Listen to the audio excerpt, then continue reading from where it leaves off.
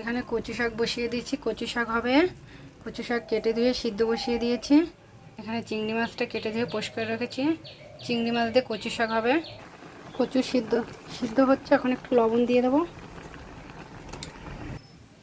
কচু শাকটা সিদ্ধ হয়ে গেছে, নামিয়ে নিয়েছি। রসুন, লঙ্কা, চিংড়ি মাছটা এখন তেল গরম হয়ে গেছে। কচু শাকের জন্য চিংড়ি মাছটা ভেজে নেব। চিংড়ি মাছটা ভেজে নিয়েছি। এখন ওই চিংড়ি মাছের তেলে কচু শাকের জন্য ফোড়নে দিয়ে দেবো তেজপাতা, শুকনো লঙ্কা, কালো জিরে। ওই তেলে দিয়ে দেবো রসুন, কাঁচা লঙ্কা। এটা এখন ভালো করে ভেজে নেব।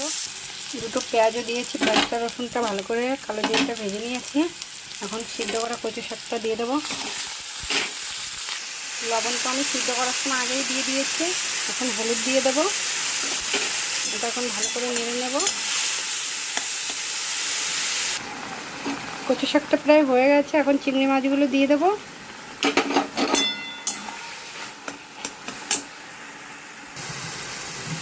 কচু শাকটা কমপ্লিট, এখন নামিয়ে নেব। কচু শাকটা কমপ্লিট, নামিয়ে নিয়েছি। আমার ভিডিওটা যদি ভালো লাগে আপনাদের লাইক, কমেন্ট, শেয়ার করে দেবেন। বাই।